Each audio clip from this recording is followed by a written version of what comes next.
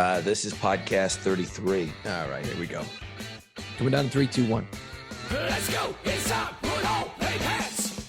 So we're going to start out pretty hot tonight because in episode 33, somebody was a horse's ass to me over the weekend, but in a good way. We're going to talk about that. Yeah, you're a dick.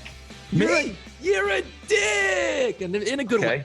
I'll explain in just a second. Rod Ryan, Jason Ginty, welcome to the Play Pants podcast, available on YouTube. Subscribe, like, smash that button. We're all over the damn place, wherever you listen to podcasts. Tell your friends about it. Subscribe to all our social media channels and give us feedback. Get involved with our top 5 lists. We got a good one today, man. Ozzy's having a birthday. We're going to run through our top 5 favorite Ozzy tunes. This took me about 2 minutes. Really? It was that easy for you? It really was. And I know once we start diving into it, I'm going to be like, oh, shit, I forgot about that song, kind of like I always do. But we didn't really set any ground rules. It truly is Ozzy solo stuff. You don't have any Sabbath songs in there. No. Okay. And that's a whole other conversation as well. But yeah, Ozzy solo stuff. Yeah, I think as we discussed it, I'll probably get pissed off and want to change it, but we'll get into that in a few minutes. You're a dick.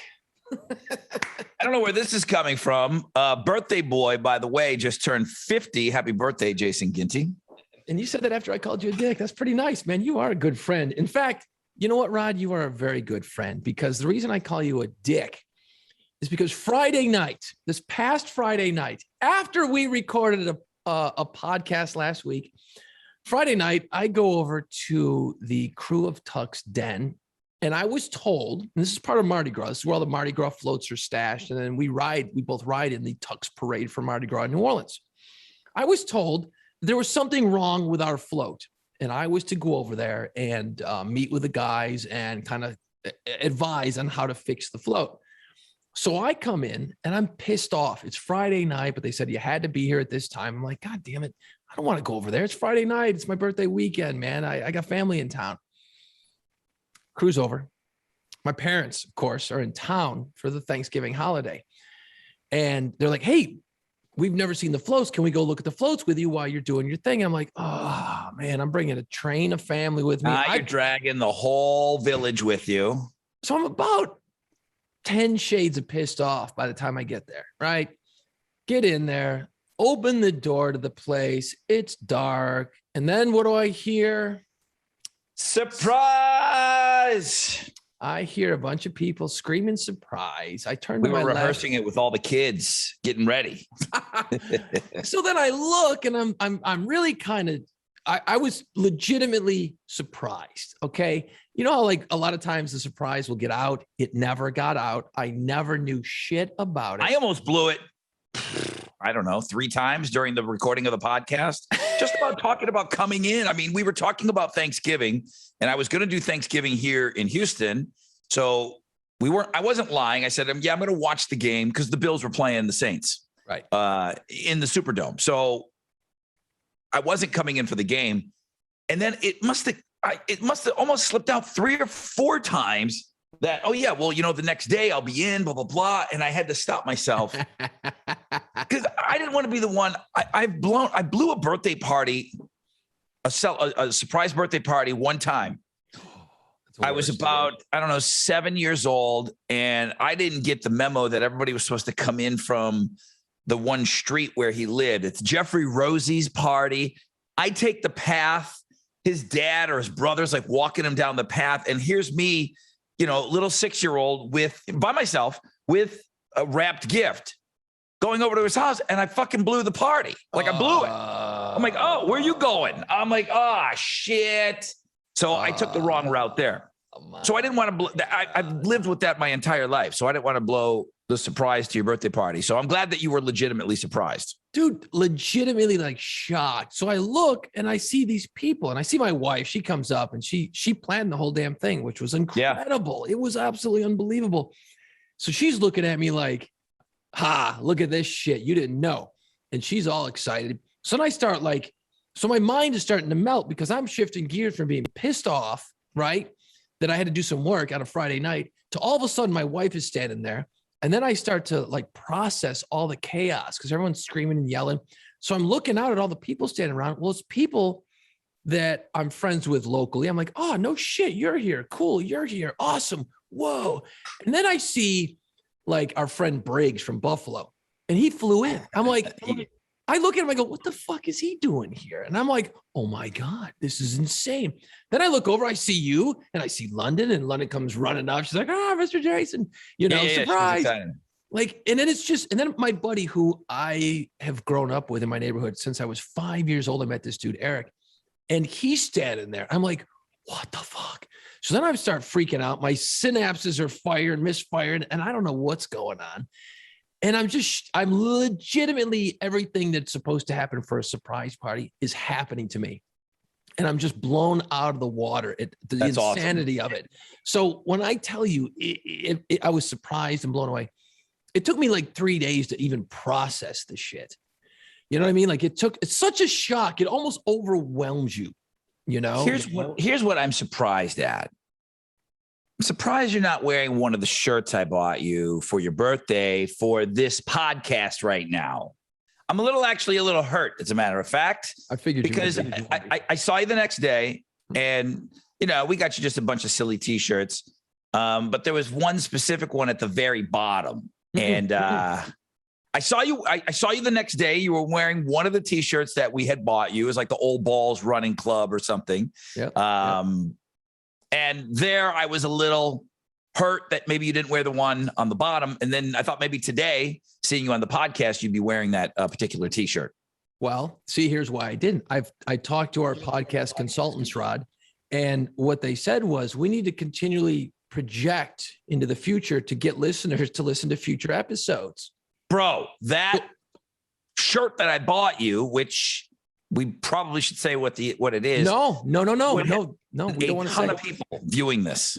I know. We're not saying. We're not saying. We're going to have a lot more next week when they tune into episode 34. See we got to keep projecting down the road to keep the people listening. So next week I will wear said shirt on the podcast next week. Okay. I want to come in fully prepared. I was not able to prepare fully for and let me just explain the greatness of maybe the greatest T-shirt ever printed. Ever. Okay. When I say ever, I mean ever printed. So you're a dick next week. Because I was like so shocked, and I had nothing planned. So I got friends that I haven't seen in years. They're all in town at the same time. Normally I would have made all kinds of different plans. So then all the rest of the weekend, I'm trying to fucking play catch up. I got people crossing all over the quarter. I'm like, all right, Rod, I'll see you tonight at this time. And I'm like, all right, dude, I'll see you this time. Oh, yeah, because you didn't know that we were all in. So now that probably was a little overwhelming, thinking, well, shit, now I've got to spend some individual time with all these people. And you know that me, Briggs, we're fine. We're going to see your dumb ass again sometime soon. So, I'm looking at your dumb face right now. So, but it's, you go tend to some other people that don't get all this quality time that I get. Right. Well, it was cool. And I'm glad you were there. And it was really like, especially after the pandemic, you know what I mean? It really hit harder. I think it hit harder than it would have. It still hit hard because my wife just did a great job, and she planned the shit out of this thing. And it was crazy. It was just she did a killer job. I haven't seen your daughter in a long time, which is my first goddaughter. Okay. So I say my first because I have a second one now. So Julia, your daughter, was my best man in my wedding. And I think I've seen her one time since then. I've been married 5 years. So I think I've seen her once since then. And because she wasn't 21. So I saw her when she was on the float. When she turned 21. So that was a couple of years ago, but I hadn't seen her. So it was kind of a big night for me too. It's all about you. The shine's all on you. But man, I was having the time of my life. Number one, goddaughter number one has never met my daughter. So now Julia and London are hanging out. Right. And then I've never had goddaughter number two with goddaughter number one in the same room. So that was really special. So I've got my daughter and my two goddaughters in the same room for the first time ever. And I was just as happy as you were. I absolutely floored at that. Just standing there, just looking around going, holy shit, all these people are in the same room. You remember back when you were watching cartoons and Scooby-Doo is on and then like Fred Flintstone walked in. You're like, holy shit, you guys know each other? Like there was those weird crossover cartoons. Yeah. Jetsons. Like I think Fred Flintstone was on the Jetsons once. And I'm like, holy shit, how the hell do they know each other? This is awesome. It was this weird crossover of these cartoons all in the same room. I'm like, holy shit, the Harlem Globetrotters are on Gilligan's Island right now. This is amazing. The Harlem Globetrotters are playing against Scooby-Doo and Shaggy. Yeah, it never made any sense. My goddaughter is my daughter. Like, you guys know each other? Well, you do now. It was cool. It was super great. It's just one of those weird nights that it just was like, holy shit, I can't believe it. And I really walked around in circles, kind of just dumbfounded all night. And it literally took me the next day for the dust to settle to go, oh shit, that happened. I woke up at 4 a.m. I thought it was a dream. I had to check my phone. I looked at the pictures. I'm like, holy shit, it was real.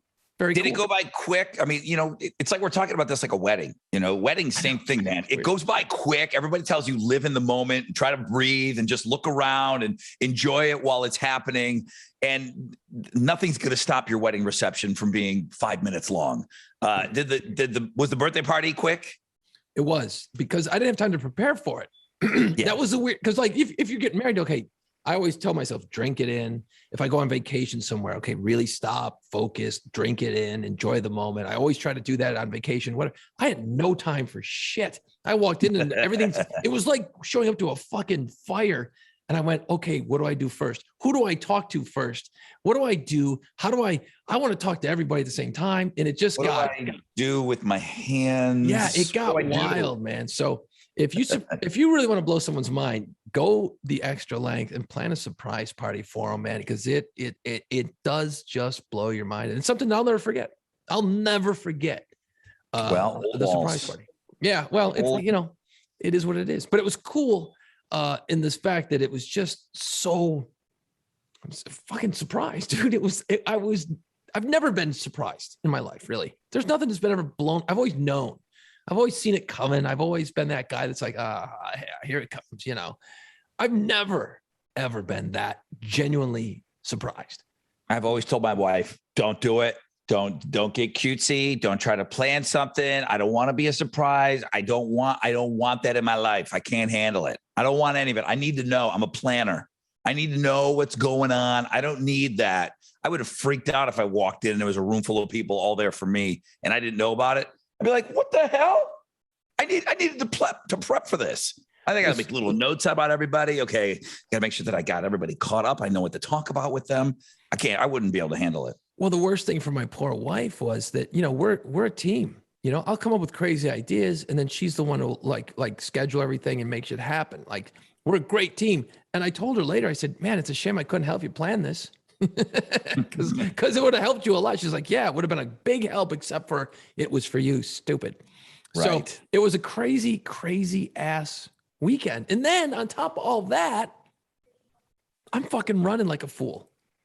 So you had to get up and run after your party, but you're not really drinking. You're not eating, although I saw you eating some snacky candy things. I'll eat some candy. It's my, it was a party, dude. How am I going to not get some candy at least, So for the entire month of November, you were running 10Ks every single day. You worked a turkey trot in there. I've worked a race in there. I came in, by the way, not to brag, but I came in 312th out of 2,020 people. What about your age group? Did they do the breakdowns? Well, see, way back then, a week ago, I was in the 49-year-old age bracket. It changes once you turn 50. Correct. So I didn't see they didn't have the breakdown, but all I know is now I'm ready to go out and kick some 50-year-olds asses, man. I'm ready to crush some people. So two times during that 5K or the 10 5Ks that I did, 2 times I got Old Man River third place in my age group. Holy shit. That's good. But it was really small cells though. I don't think it was 50 to 60. They were trying to give away trophies to everyone. I maybe it was 50 to 61 or 2 of them. I don't remember. But yeah, I did get two third place finishes That's good. in the old dragging your balls across the finish line. But you do the 10K every day. You work in a turkey trot in there. As we're recording this is December 1st. So yesterday was the last day of November. Mm-hmm. You had one more 10K to do. One more to go. And I was looking at my mileage for the month, right? Normally every month I'll run 120, 130 miles throughout the entire month. Well, if you're doing 10K a day, that's 6.2 miles every day. I was creeping up around 170, 180 miles for the month, which is ridiculous. Well, a week ago, I was like, man, I'm pretty close to 200. 200 is a nice round number. That's a cool number to hit. So then on the last day, to get to 200 miles for the month of November, I had to run 16 miles. And I'm like, that's after running 6 miles every single day. I'm like, this is a bad idea. Fuck an extra 10. It's an extra 10 miles on top of my 6. So I'm like, you know what? Let me try it. So I got through my 6.2. Boom. I did my goal. I set my goal, 10K a day. I completed it. So I kept going. I was feeling good. Got to 16. Get to 16. I feel pretty good. I'm like, holy shit. I'm only 10 away from doing a marathon. I can make it. But I've never ran farther than 20 miles at one time ever in my life. So if I make it to 20, I still got another 6 to go. So I keep going. I make 17, 18, 19. I hit 20 and I start to feel like shit. Like everything is falling apart. 20 miles, you're hurting. 20 miles, I'm dying. I'm fucking dying. Everything in my mind is saying, quit, stop, don't do it, stop, walk home, call a cab, whatever. And you have 6 more to go for a marathon. 6 more. And that 6 is a lot But you longer. hit your 200 miles though for the month. Hit my 200 when I hit 16 miles that day. So I was good. I was like, okay, I'm clicking. I got 2 goals completed. This is great. I could stop. And I'm like, man, that marathon would be really a cool way to end this. So I just kept grinding. And sure as shit, man, I end up getting 26.2 miles. I completed my very first marathon. Where do you run? Like, are you doing the same course over and over again? I've got a bunch of different routes I'll run, and I've got shorter routes, longer routes. I've got one route that takes me around like City Park in New Orleans and around the bayou and all down by the lakefront. And that's like a 13 and change mile or route, 13-mile route. So I did it twice. Okay. And damn, dude, congratulations. When you roll through the second lap, you're looking at the same shit again. And it's just fucking brutal. It just makes it hard. 13 miles of it. So how long does a marathon take you to do? Well, I'll tell you, it took me 4 hours and 37 minutes. I don't know if that's good, bad, or indifferent. I think that's a really good time. I think it's okay. I mean, and again, I didn't train for it properly. I just, and if you're going to run a marathon, usually you train up for it and then you take a couple of days off, then you run. I just kept fucking running. So yeah, I ended up with 210 miles for the month. And shout out to my man, Billy, man, every time I posted a video on my social media pages, Billy always had an answer. Hey, man, keep going. You're rocking. You're inspiring. Kick ass. And he's in Houston. He's the guy that wants me to come run the Houston Marathon this year. I can't do it, but I will be there next year. So, but yeah, a lot of people from Houston who listen to this podcast all over the place, tons of support. Hey, man, keep going. I got my ass off the couch. I booked my doctor's appointment. Yeah, I hate your guts, but you got me moving. So that's all I set out to do. I don't give a shit if you care about how healthy I'm not or am. I wanted other people to do stuff. So I got a lot of messages. So I think it worked. Dudes are dumb. Go to the doctor, get your balls checked and get the finger in the ass and eat healthy and get some exercise. That's it. Done. That's all I cared about. Ran my ass off. Congratulations, dude. That's awesome. It was good. I don't suggest people do it like that. It's not the right way, but I did it. And I came out the other side, and I'm glad for it, And now I got to think of something else to do because I'm going to keep running now, man. I'm going to keep on going. I've caught the bug. But another running goal or a different kind of goal? You start swimming. You going to swim across Lake Pontchartrain? Nah, I don't fucking like 25 miles. I don't like critters, bugs, and shit. So I ain't swimming. No, I'll run a marathon in February, and then I keep hearing this word ultra marathon keep going around in my head, which is like 50 miles, 100 miles. It takes days. So I'm not there. I'm not saying I'm doing it. It's thrown around in my brain a little bit. It sounds disgusting. After running 26. But go get them. That sounds really dumb, but keep it up. That sounds asinine. Dude, do it. You know what sounds great? Fucking bags of chips and cheeseburgers, man. That sounds easier. And it is. And I love all that shit, but I ain't touching it. So we'll see what happens, dude. You know what? Set goals, go for them. That's the message. You know that. True. 100%. 100%. I sent you over something that our boy Ozzy Osbourne is turning 73 on Friday. Dude, how can that fucking be possible? What's keeping him together, dude? I don't know. I saw Ozzy when he went out with Sabbath. He couldn't sing. I saw him when he played Voodoo. And I went because Slash was going to do some songs with him and Tom Morello was going to do some songs with him. And those are my two guitar heroes. Yeah. And Ozzy really couldn't sing. I don't think Ozzy wants to tour. I really think it's Sharon that is keeping him out there. I mean, Sharon is a mastermind. There's no doubt in my mind she's a mastermind, but she just let the guy paint his pictures and let him just hang out. Ozzy's done enough. He doesn't need to go out and try and sing anymore. She's the one that got him plugged in with Post Malone.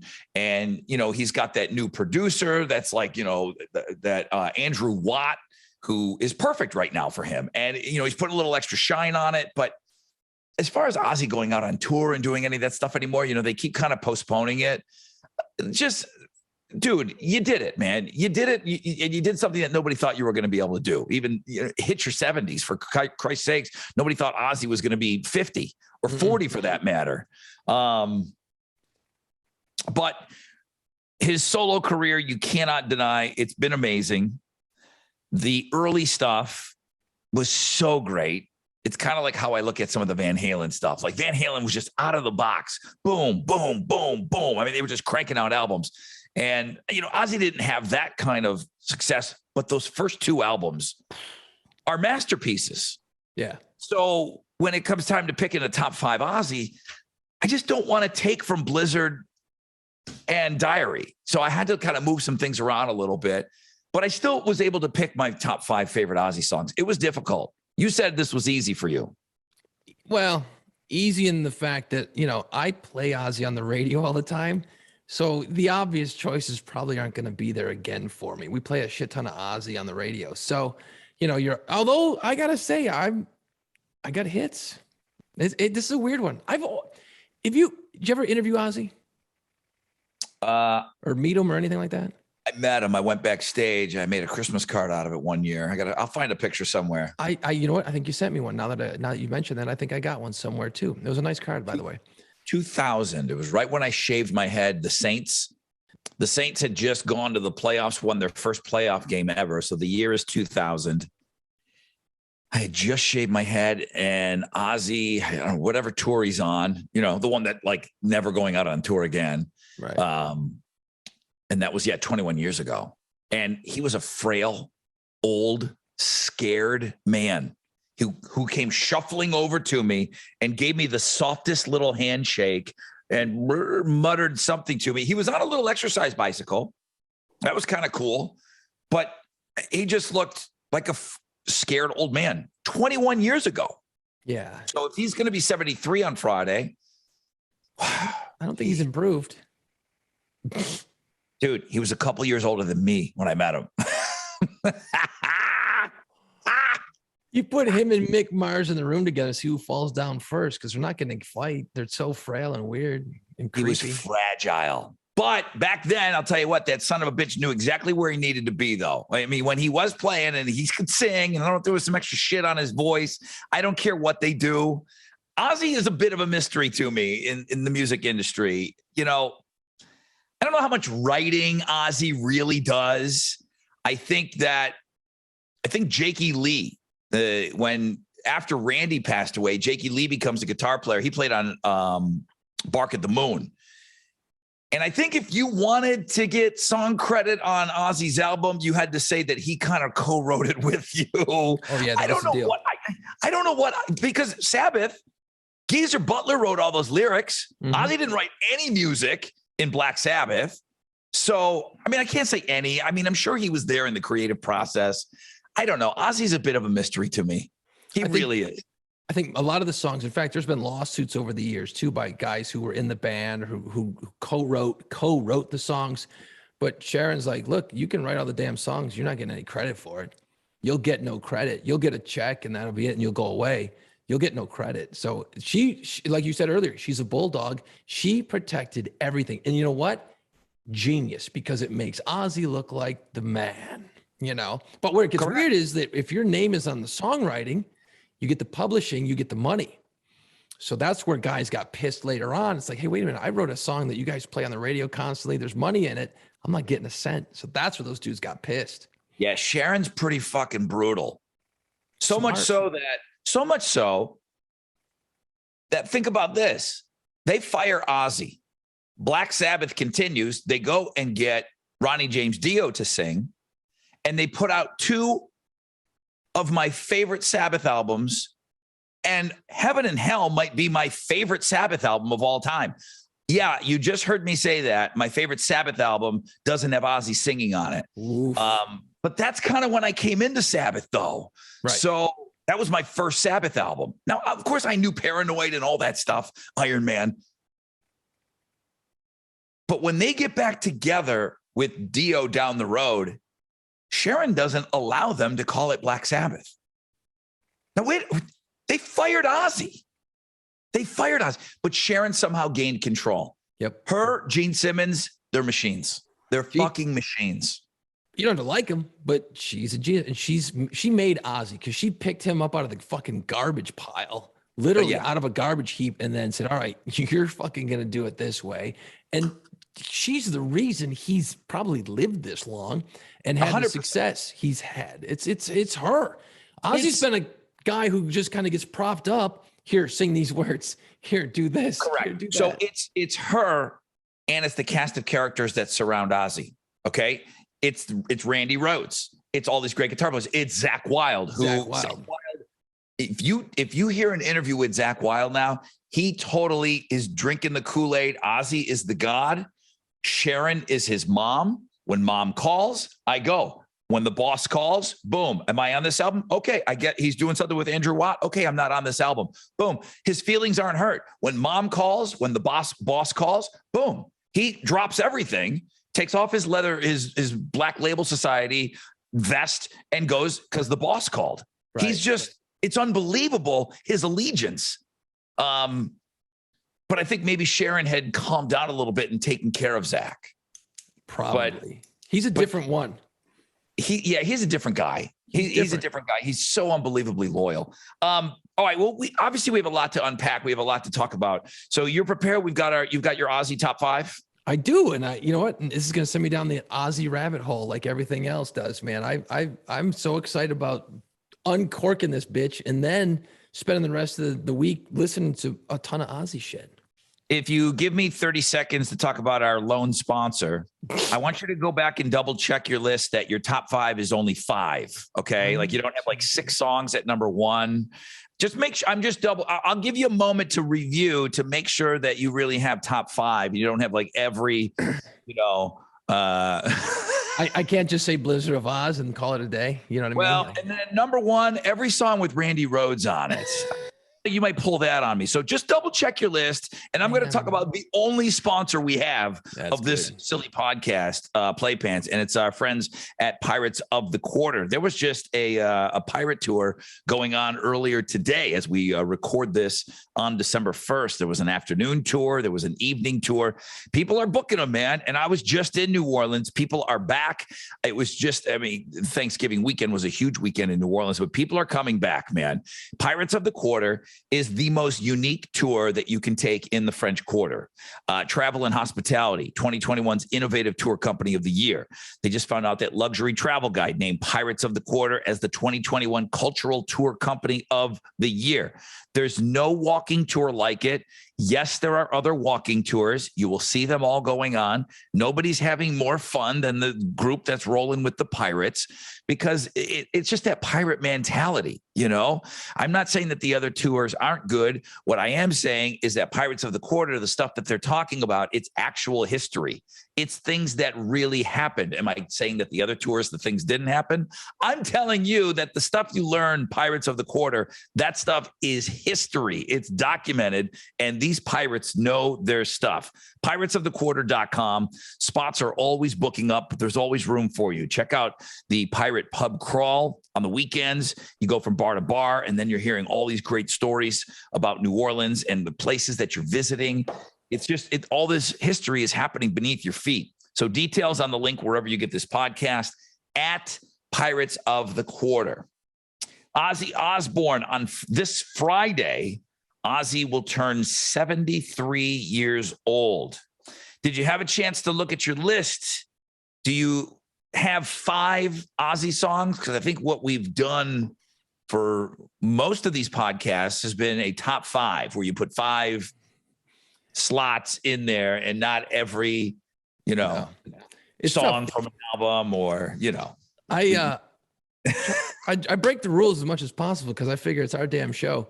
But yeah, to hold yourself to just those 5, man, it's like, which toe do I cut off? You know what I mean? Like, oh shit, this sucks. So Ozzy's always been unique to me in the fact that I've always really just loved his voice. It's a different, the second Ozzy starts singing, it's him. He sounds like no one else. And, remove the fact that he can't sing anymore, apparently live.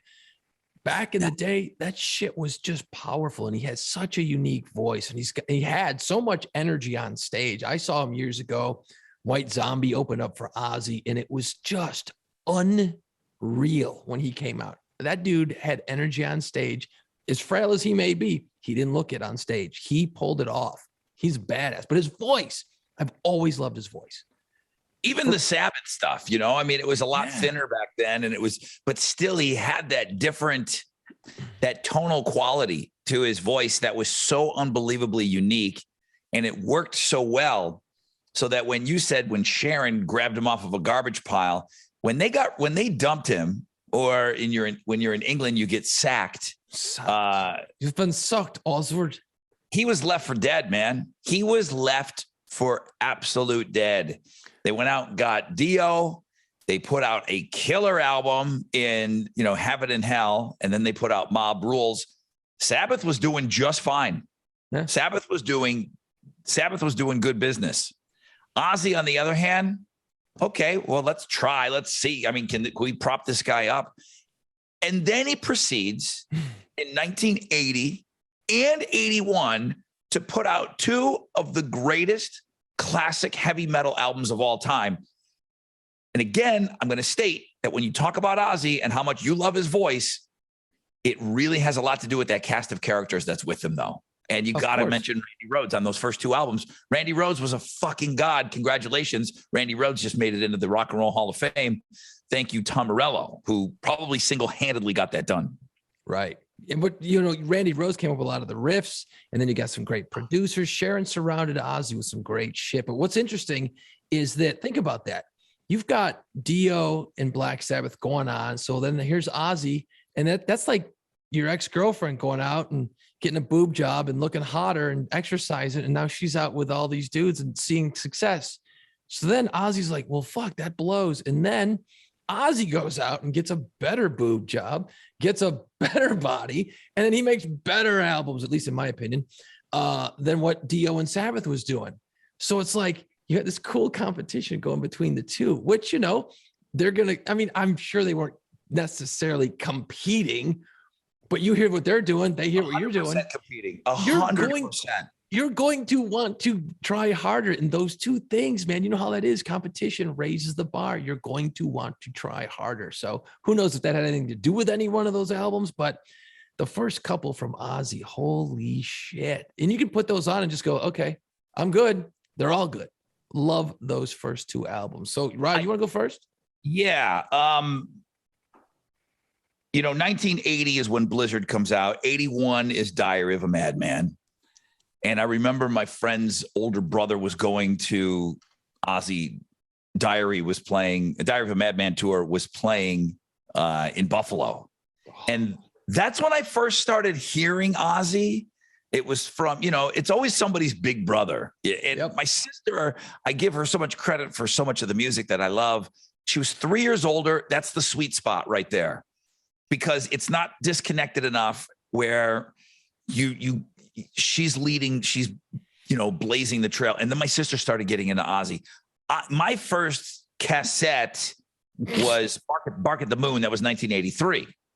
And then I started going and getting all the back stuff because I fell in love with it. And that's not really even thought of as a great album, just because the first two are so amazing. So I bounced around a little bit. In at number 5, I had, just because I had to. I don't want to penalize a song. I don't work in classic rock radio. I fucking hate that the Patriots used it for all of those years when they came out of the tunnel. But Crazy Train, Blizzard of Oz, debut Ozzy solo, 1980. Fucking Crazy Train is still awesome. I mean, the opener, I remember how excited I would get when you heard that All Aboard. And it's his signature song, huh? Crazy Train? It absolutely is. And powerful. But when we talked about Zeppelin, that would be, neither one of us had Stairway to Heaven on the list, or Rock and Roll. Neither one of us had those songs, but I didn't feel like there was something different about Crazy Train for me that I couldn't leave it off the list. So I have it in at number 5 from his debut, 1980. In at number 4, like I said, when I came into Ozzy, it was Bark at the Moon. And that's Jakey Lee on guitar, and the title track in 1983, album number 3, the song Bark at the Moon. And I got to admit, not only is it a great song, but that video was so amazing, right, of Ozzy putting on all that makeup, whatever the werewolfy thing. That was in pretty heavy rotation on MTV. At grandma's house. We didn't have MTV in 1983. We were going over to grandma's house because my uncle climbed up the pole and did some maneuvers. So that was where MTV was. So we'd go over to my grandma's house just to watch TV. Didn't even talk to Graham at all. I was just hoping that Ozzy would come on. Bark at the Moon is my number 4. Fuck, it's such a great video. It's such an awesome video. I did watch it today too. And it's cheesy. It's hokey. It looks like a bad B movie. And that's perfect. It's perfect. The guitar players, you know what? Going back, I'm listening to the songs in the head while you are talking about them. And I'm like listening to the Bark at the Moon in my head. And I'm just hearing the amazing guitar riffs and the sounds of those guitars. He's always had the best fucking guitarists, man. He's always somehow, and they all they're in a certain lane. You know what I mean? Like none of them are, you hear Ozzy, it's similar. It's familiar all the time with all the different guitar players. Some are better than others, obviously. And I'm not going to sit here and argue guitar players in this situation, but they all just had these monster cool riffs that just went with the songs. And it just worked somehow. I was just getting into Carmen Apiece at that time as well. He put out this rock drummer book for drummers, obviously. And it was, rock drumming. And I don't know if he's the drummer on the album, but he's the drummer in the video. And he was a drummer that went out on tour, and Carmen Apiece on drums. He was like one of my early, drum gods, not to be confused with his brother, Vinny Appice, who at that time was playing for Sabbath. Hey, He was doing the Sabbath. Yeah, Carmen Apiece and his brother, Vinny Appice. I don't know why they didn't get on the same page with the last name, but they're bros. What the fuck? Right? the dumbest. I mean, whatever, you do your thing, but that doesn't make any sense at all. Yeah. And you Brothers. wonder why it's hard to be a DJ. Even brothers pronounce their last name differently. Number 4, Bark at the Moon. Number 3, co-written by Lemmy Kilmister. Okay, this is going to be a face melter, right? No. Lemmy co-wrote Mama, I'm Coming Home. He did. It's an amazing song. No way. I didn't know that. It's an amazing song. Lemmy? You're thinking, okay, Lemmy co-wrote a song. Okay, cool. What is it? Hellraiser? What is it? Right. No, and that is Zakk Wylde now. So now I've got 3 different guitar players already in my top 5. It's a great Zakk solo, but I'll tell you what, it's an amazing song. It really is. It might be his best. It might be his best song. You know, it might be his best song. What the fuck is Lemmy helping Ozzy write a very beautiful song? That's just wild to me. I didn't know that. Holy shit. Learn something new every day. How is Lemmy involved in that song? And they were great friends. You know, they were great friends. They were great drinking buddies. But yeah, Lemmy co-wrote that song. 1991. That's the No More Tears album. Right. That's my number 3. My number 2, Flying High Again. Great song. Flying High Again. I give it 2 folds. I'd like to think that it means, sure, it's wasted, it's drugs, but Flying High Again, dude, he was bigger than Sabbath. What album? What was that album? That's what that song's to me. Flying High Again is Diary. Oh, okay, so it was later, but you know what? That you're right. It was the second album. So he's bigger than Sabbath now. Flying High Again. That's what that song means to me. It's like, fuck you. You fired me. The first album was great, but it took a little bit of time. We know how great it is now. But the second album to come out with another banger like that, he was bigger than Sabbath. And he was 2 years, 3 years removed from, like you said, being pulled out of a dumpster. Right. So Flying High Again, that's what that song, I'd like to, I'm sure it's drugs. I'm pretty sure it's drugs, but that's what that song means to me. But it could be redemption. It could be redemption. You're right. I see where you're going. That's good. It's about drugs, of course, but it could be redemption. I like it. And then my number 1 song. This better be good. Better not be shit. 1981, Diary of a Madman. You Can't Kill Rock and Roll. Nice. My number 1 all-time favorite Ozzy song. I'm going to get crucified for not choosing Mr. Crowley because that's like the best Randy guitar solo song. This is my Ozzy list. I'm not a guitar player. I know how great Randy was, and I know how great Mr. Crowley is. I couldn't fit it into my top 5. I just couldn't do it. And that solo is supposed to be the one, right? That's supposed to be, I think, the Randy. Like, that's the greatest Randy moment. You Can't Kill Rock and Roll. That's always been my favorite song. I don't think it was ever released as a single. Great song. I mean, a lot of classic rock and you know, the album-oriented rock songs back in the day were playing it, you know, occasionally. It wasn't a hit for sure, right, but fuck, it was a great song. You know, in concert, holy crap, man. That's a nice list, Ron. I like it. It's good. So I bounced around a little bit. We're gonna have a couple of copies. Oh, we got some bleed over here? We got some bleed over here, man. Not a lot. It's interesting. You know what? It's funny how we kind of think in similar ways, sort of. Fuck, Ozzy's so tough, man. See, now I want to go back and listen to You Can't Kill Rock and Roll again. And then we don't play that on the classic rock station. Bark at the Moon will come up. Mama, I'm Coming Home, we play. Flying High Again, Crazy Train, we play. But You Can't Kill Rock and Roll, see, that's where I got to dive into the goods because it's all about those deeper cuts for me. I want to go deeper. Do you guys play Shot in the Dark? Not really. No. Okay. No. All right. My top 5 favorite Ozzy songs, at least in this current moment. Yeah. Everything changes 10 minutes after we're done. It does. One of my favorite songs from Ozzy, number 5, is Goodbye to Romance.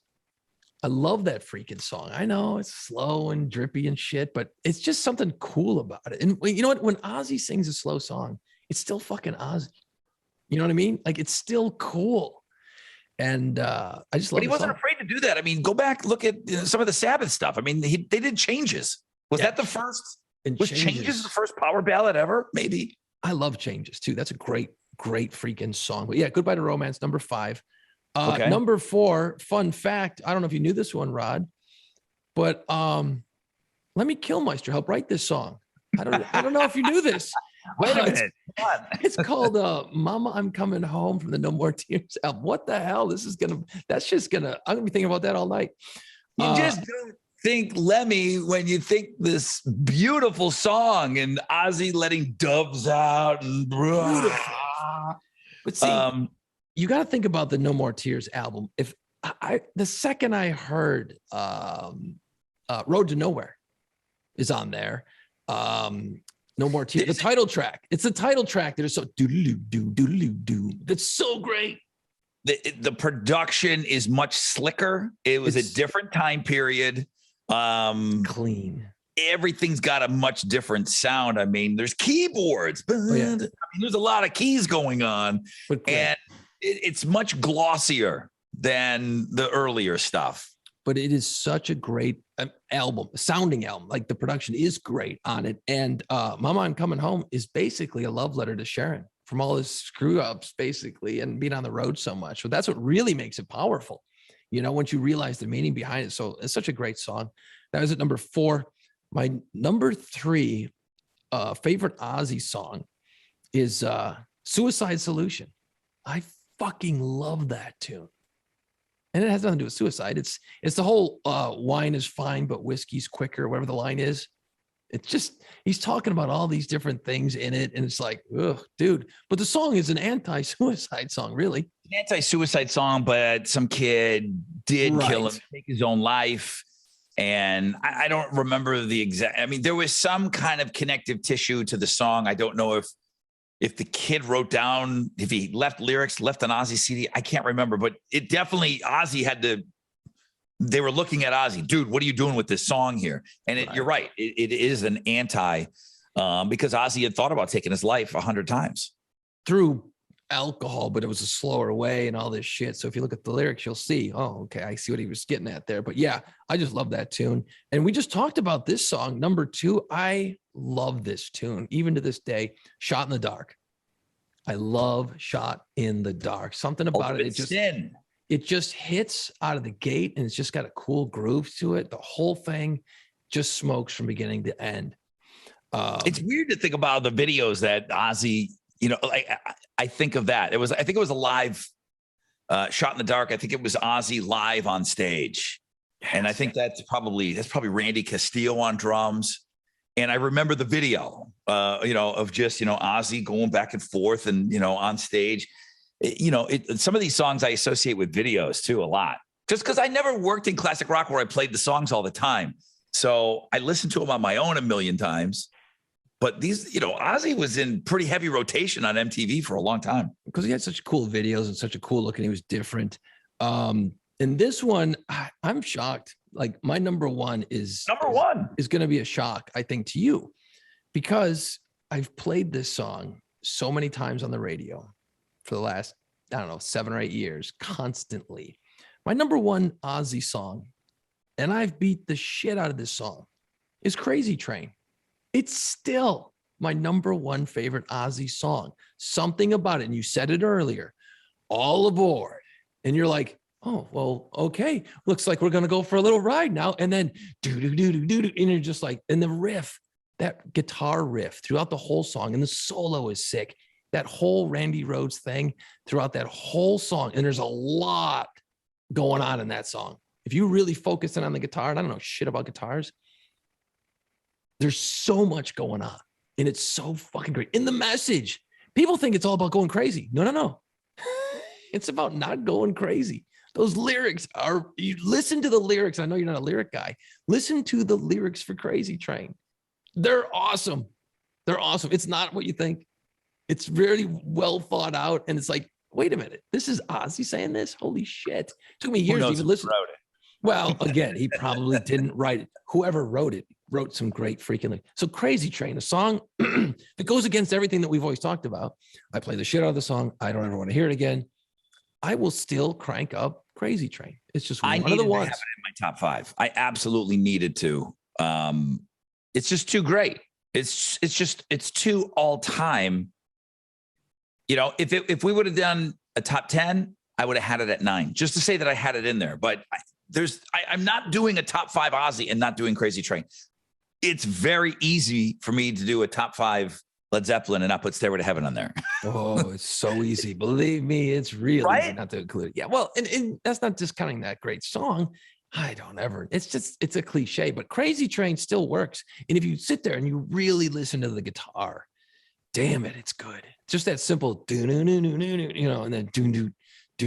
There's so much cool shit in that song. It's like they could have separated some of the cool shit and put in other songs. No, they dumped it all into that song, which was the first single on the album that they released.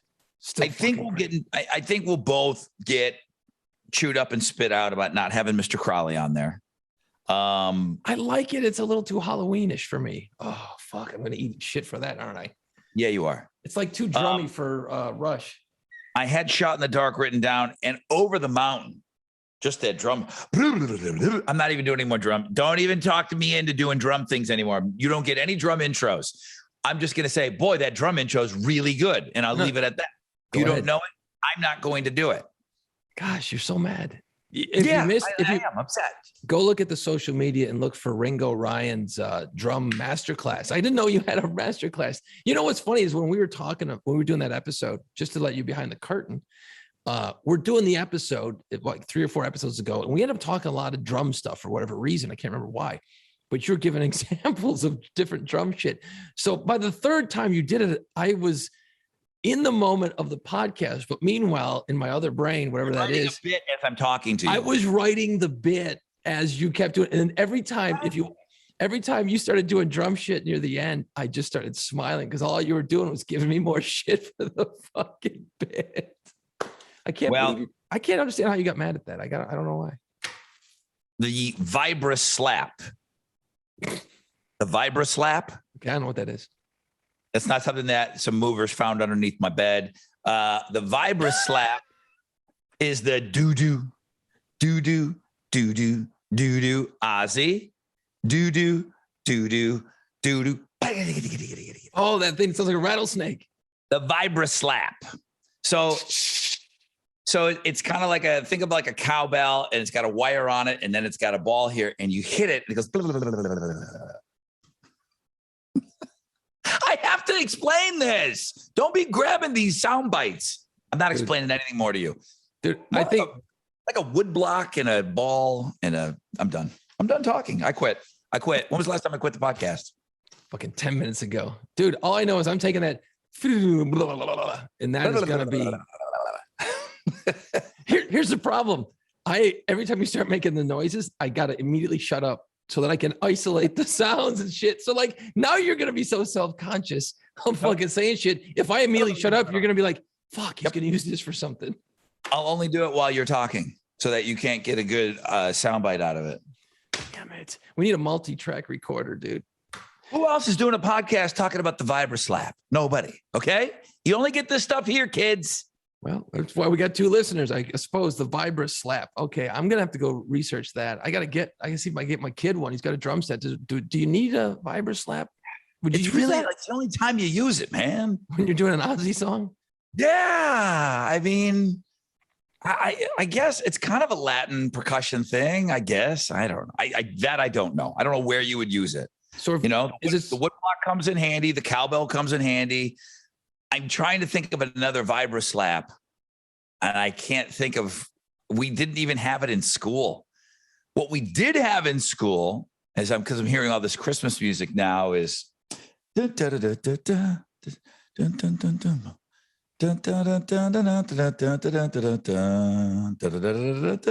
song? Giddy up, giddy up, giddy up. Let's go. Yeah. Let's look at the snow. So Walking in a Winter Wonderland? No, that's not it. Shit. I fucking hate Christmas music. Giddy up, giddy up, giddy up. Let's go. Well, anyways, the whip. I was the whip guy one year for one of our Christmas concerts. So as we're talking about, percussive instruments right now, it was 2 pieces of wood with a hinge and 2 little door pulls. All right. So you got two little door pulls and two pieces of wood. I guess they were kind of like, they were thinner 2x4s. So it was like a 2x4 split. And then you had a hinge on there. And Mr. Park is the guy he's directing, right? And he's pointing at me. And that was the slap. And that was the whip, the crack the whip on the horse's ass. It was two pieces of wood with two little handles on it. And you would do it. And you had to do it right on time. It was an off thing. It was like, There's that story too. You know, you just that in the. I just left you out there to try. Holy shit. Want to talk about tambourines? What do you want to talk about next? Fibrous slaps, cowbells, and all that good stuff. So the guiro is the thing that maybe you called was a fish. the fish. It's like that's a guiro. Okay. And then the two little sticks, those are claves. Claves.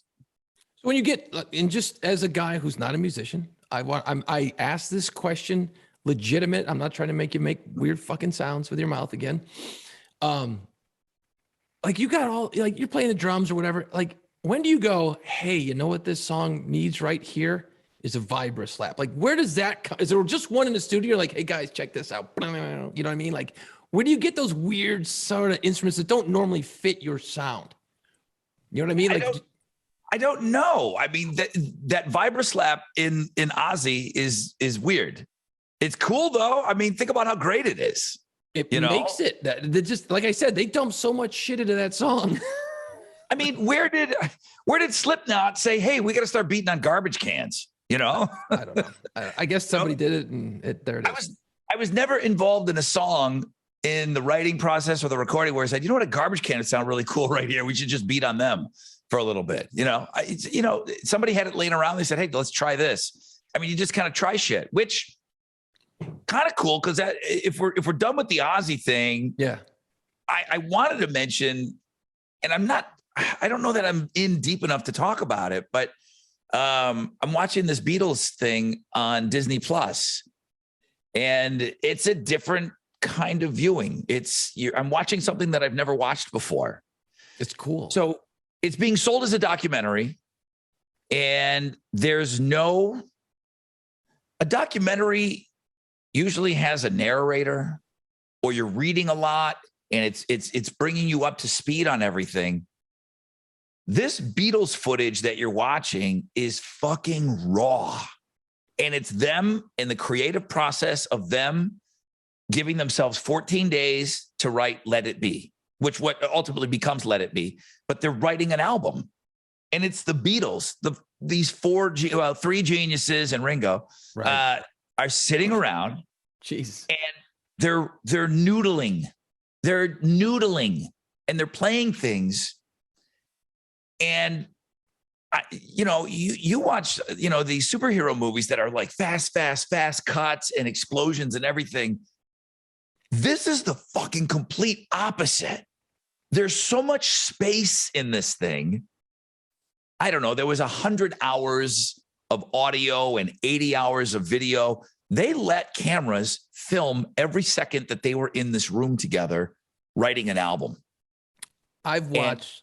Peter Jackson is the one that went in and had to kind of go in and do some editing, a lot of editing, and try to get it so that, make it so that it's watchable. I'm sure there's a bunch of nerds out there that want all 80 hours of everything. And I'm sure somebody would get off on that.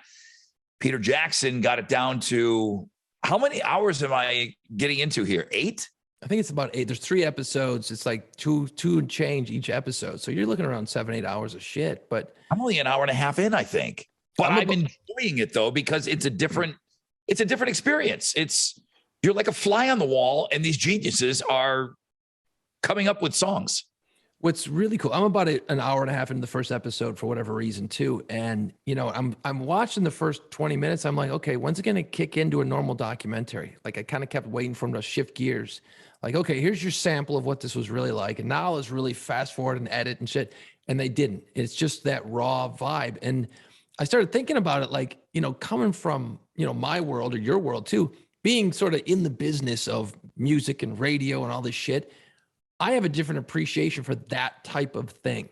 Okay. The average Beatle fan, it might be like, well, where's I Am the Walrus? This is boring. What the fuck? You know what I mean? Like you got to really like the Beatles, or you really got to be into the creative process and understand that.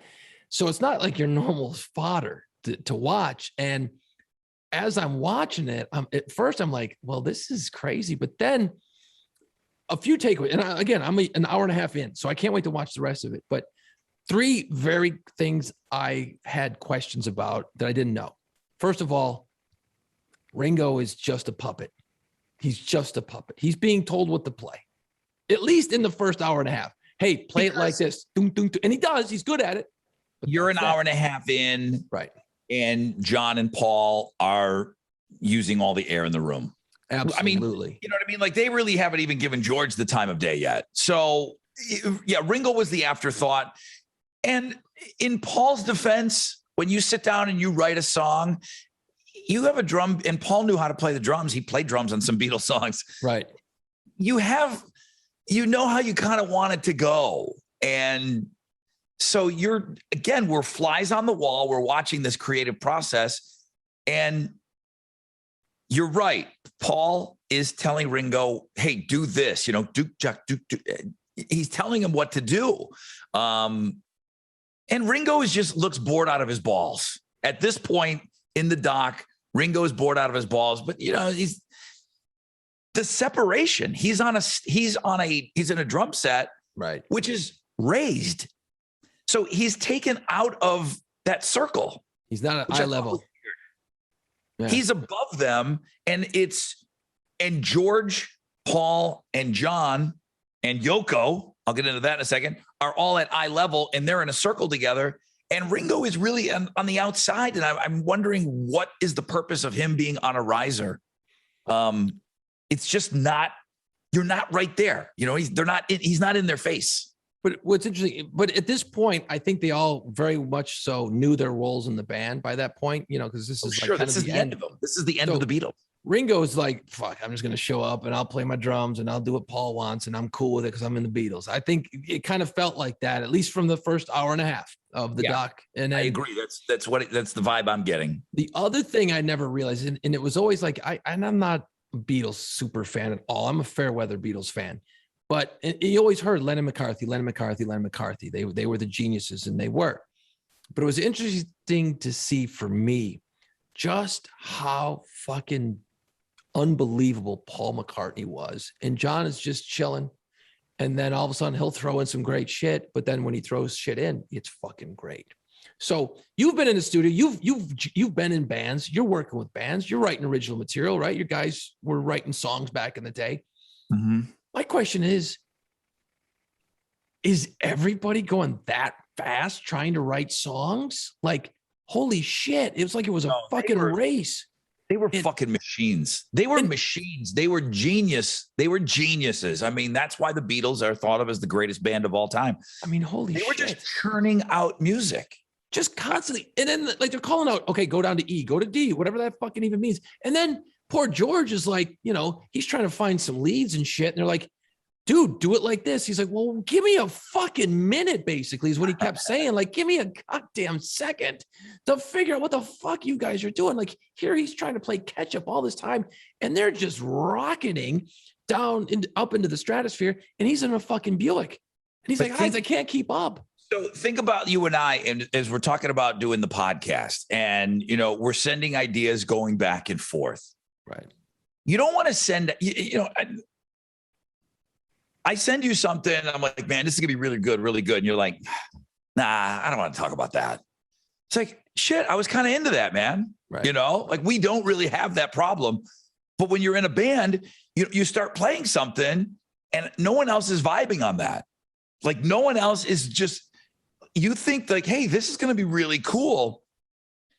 And it really, Paul's running the show. But at that time, you're seeing John Lennon, and I think it's pretty widely known that he was getting into heroin at that time. Right. So when I said I would get back to Yoko Ono, I think I have a different view now. I was kind of pissed off. Why is Yoko Ono sitting with these three geniuses? There's nobody else's wife. There's nobody else's girlfriend. Although, how about my boy George is my favorite Beatle? How about my boy George has some Maharishi guys sitting over the corner with a marble bag, just like rocking back and forth, hanging out. Weird. Like he's got like these two spiritual guys just hanging out. I love it. I love it. But they're not in the circle with them. They're off. I was starting to get mad immediately because I don't think Yoko Ono belongs. Eye level, she's got a better view than Ringo. Yeah, that's she's cool. more involved than Ringo. Now, she's not talking. She's not saying anything. Okay. John's talking. But here's what I'm kind of, even in the hour and a half that I got into it, did she make him show up? Did she get him there on time? Did she make sure that he was there? Because he had a problem with that. And she's sitting right next to him. She doesn't deserve to be breathing the same air as them. Mm-mm. I'm sorry. That's just the way that I feel. No. But maybe she's the reason he's there. The same thing came up when I read Steve Gorman's book. He was the drummer of the Black Crowes. Black Crowes, right. And similar situation, the lead singer of the Black Crowes. Now, according to Steve, and it's one person's point of view. So you're reading, and I just don't take everything that he says as, that's exactly how it went down. But he wanted to make sure that everyone knew that Kate Hudson was not Yoko Ono, how we think of Yoko Ono breaking up the Beatles. It's just a common thought. Right. Steve Gorman said that the lead singer was such an asshole. The only time he was nice is when she was there. She got him there on time. She got him to all the rehearsals in the Black Crowes. Right. She loved the band. So that made me, again, rethink everything that I thought about Yoko Ono. Is that the only reason why John's in that circle? It could be. I mean, it feels that because she didn't say where she's sitting there knitting a sweater and reading the newspaper. And like, she was just there to, it felt like, now that you bring it up, to babysit, to make sure he got there and fuck it up. Like, she's like, okay, this is going to be it. I think everyone knew that this was going to be the last gasp. It's like if me and you were sitting around and then like we're talking radio shit or we're putting together something and my fucking chick sitting next to me, I'd be like, what are you doing here? Get the fuck out of here. I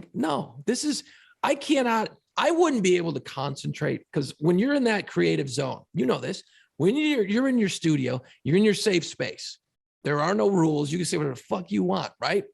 And you need that, at least I do, to be wide open and creative. Okay. I can't have somebody's chick sitting there.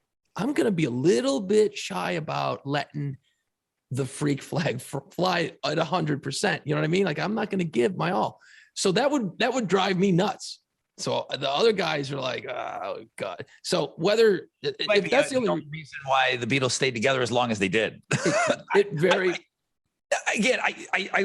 can't wait to watch more of this. But it was really weird seeing her just sitting there.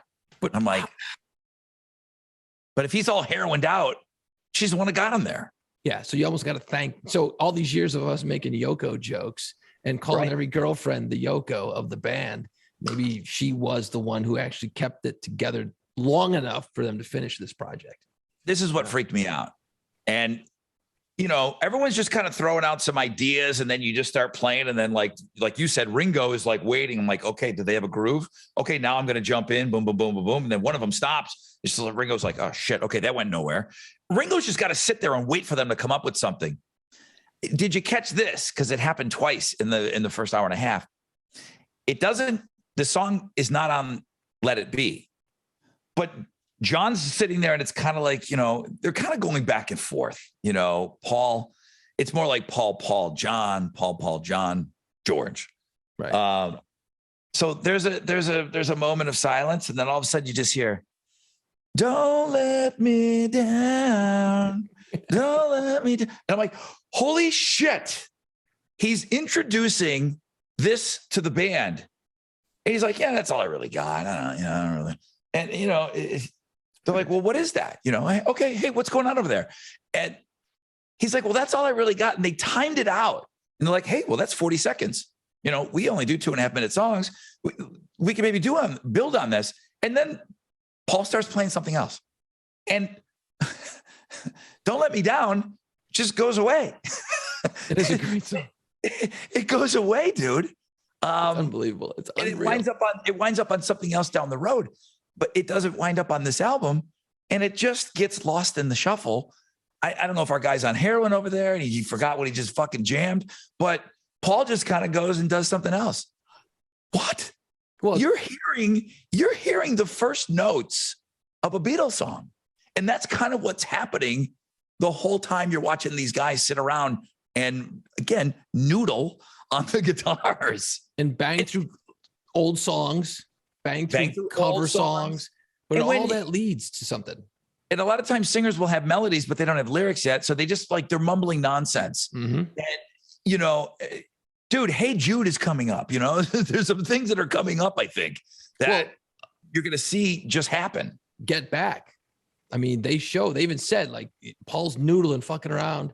And next thing you know, he's like, and you could hear it coming out. And then you're like, oh my God, is he writing Get Back? In front of my eyes, and I feel like I'm in the room with them. You're like, oh my God. So that's what's really cool. And this is really drilling down into some nerdy shit, is seeing the creative process and then seeing the amount of work it takes to make that little idea explode into something. And then, like, how do you know which idea is the right idea to pursue in that moment? Like, Don't Let Me Down, fucking threw it in the garbage. And it ended up being great. Like, how do you not go, hey, whoa, that's good. Let's keep going on that. Let's finish that. No, we got 40 seconds. Next thing, go get the hammer and the anvil. Let's play that one. We've interviewed bands before. One of my stock questions, which is kind of lazy. It's a lazy question that I've used before, but if there's like a big hit song, I'll say to the band, when you played that or you laid that track down, did you know that was going to be the one? Did you vibe on that song? And sometimes it gets a good reaction. Sometimes it's like, oh yeah, we knew right away. But I love the fact that I'm thinking of like a band that didn't realize what they had when they had it. But that's happened before. So Don't Let Me Down. It's just like, okay, well, we'll try something else, I don't think it always hits you like the singles on the albums that you and I know, okay, that's going to be for radio. That's going to be for radio. The Beatles didn't think like that. I mean, Here Comes the Sun wasn't fucking released as a single. Right. Because it's number one, it's George. Okay. Right. Sorry, George. Here Comes the Sun is one of the greatest songs of all time. It was a B-side on the back of a 45. And now I think it's the most downloaded Beatles song of all time. It was not released as a single. They're not listening like you and I are. Right. It's not like, boom, this is going to be huge on the radio. I see this coming through the speakers and people losing their minds.